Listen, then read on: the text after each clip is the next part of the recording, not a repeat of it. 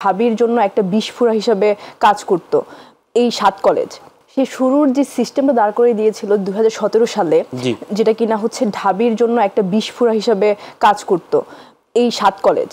তো 7 কলেজের যে একটা বার্ডেন, ঢাবির যে সক্ষমতা, আমাদের যে এক্সিস্টিং যে স্টুডেন্ট, আমাদের যে প্রফেসররা আছেন, আমাদের যে লিমিটেশন আছে, সব কিছুর মধ্যে আমাদের যে স্টুডেন্টদের জন্য আসলে যে একটা শিক্ষার যে সুন্দর সুষ্ঠু পরিবেশ, যেখানে খুবই মানে বলবো যে অপ্রতুল, সেখানে কিনা এই 7 কলেজের মতো 7টা কলেজে এতগুলো স্টুডেন্টকে আবার হচ্ছে আমাদের উপর চাপিয়ে দেওয়ার মতো যে সিস্টেমটা 2017 সালে দাঁড় করিয়েছিল, সেই সিস্টেমটার মানে আমি এখন এই জায়গা থেকে তীব্র নিন্দা জানাই। এবং এই 7 কলেজের স্টুডেন্টরা কিন্তু সেটা চায়নি, এবং ঢাকা বিশ্ববিদ্যালয়ও কিন্তু এই ব্যাপারটা চায়নি। এমন দাঁড়িয়েছে যে হাজব্যান্ড ওয়াইফ দুইজন দুই পক্ষ থেকে ডিভোর্স চাচ্ছে, কিন্তু মধ্যপন্থী কোনো একটা মহল সেই ডিভোর্সটা হতে দিচ্ছে না। ব্যাপারটা এরকম ছিল।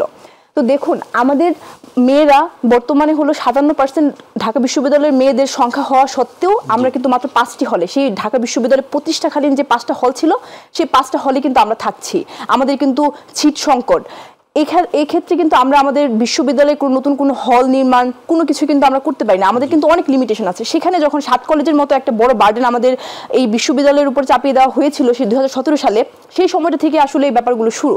তো এখন এই পর্যায়ে আসার পরে যখন কিনা তারা 7 কলেজের পোলাপান দাবি করছে যে তারা আসলে তারা নিজেদের নির্দিষ্ট মার্ক পাচ্ছে না, তারা হচ্ছে তাদের ভর্তি পরীক্ষায় বেশি করে হচ্ছে যে আবেদন যে ফি সেটা নেওয়া হচ্ছে, এবং আমাদের প্রশাসনকে বলা হচ্ছে আমাদের প্রশাসন এগুলো নিয়ে খাচ্ছে, দুর্নীতি করছে। তো এই ব্যাপারগুলো কিন্তু চলে আসছে। তো তাদের একটা মানে অনেক অভিযোগ তৈরি হয়েছে, এবং আমরাও কিন্তু চাচ্ছি না, আমাদের প্রফেসররাও কিন্তু চাচ্ছে না যে এই 7 কলেজের বার্ডেন তারা নিয়ে বেরোক।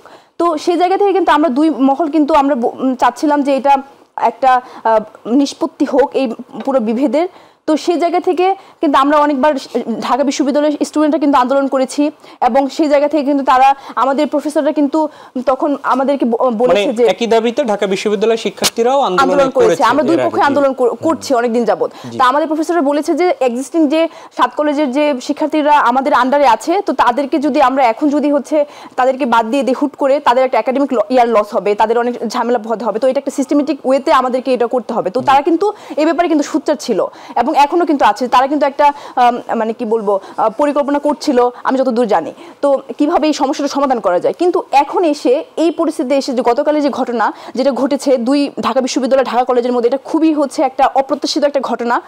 কারণ আমরা কিন্তু এখন বর্তমানে এই ছাত্রদের উপর কিন্তু একটা বড় ধরনের একটা গুরুভার একটা অর্পিত হয়েছে। আমরা কিন্তু দেশ সংস্কারের যে ব্যাপারগুলো বলছি, দেশের নতুন করে গড়ে তোলার যে ব্যাপারগুলো আমরা বলছি যে আমরা কাঁধে নিয়েছি, তো সেই সময় আমাদের মধ্যে যে একটা ঐক্যর ভাব দেখা দিয়েছে, তো এই ঐক্যটা কিন্তু বিনষ্ট করার জন্য কিন্তু তৃতীয় একটা মহল, তারা কিন্তু তাদের নিজেদের সুবিধা আদায়ের জন্য কিন্তু তারা লেগে আছে। কিন্তু কিভাবে আমাদের ঐক্য বিনষ্ট করা যায়, তো সেখান থেকে কিন্তু তাদেরকে উস্কিয়ে দেওয়া অনেক সহজ। এবং তারা জানে যখন কিনা তারা একটা মবের মতো সৃষ্টি করবে, তখন কিন্তু দুই পক্ষে যদি সংঘাত যখন হবে, তাদের মধ্যে যখন ঐক্য বিনষ্ট হবে, তখন কিন্তু এই বাংলাদেশের যে আমরা সংস্কারের কথা বলি, যে কিছু বলি, সেগুলো কিন্তু আস্তে আস্তে ব্যাহত হবে। এবং সেটা কিন্তু তৃতীয় মহল এবং পরাজিত মহল, যারা কিনা চায় না যে এই শিক্ষার্থীরা যে এই তাদের নিজের জীবন দিয়ে তাদের রক্ত দিয়ে যে একটা নতুন বাংলাদেশ বলবো 2024-এ যে নতুন বাংলাদেশ নিয়ে এসেছে, সেই বাংলাদেশের যে গতি সামনের দিকে আরো যাক, সেটা কিন্তু তারা চায় না।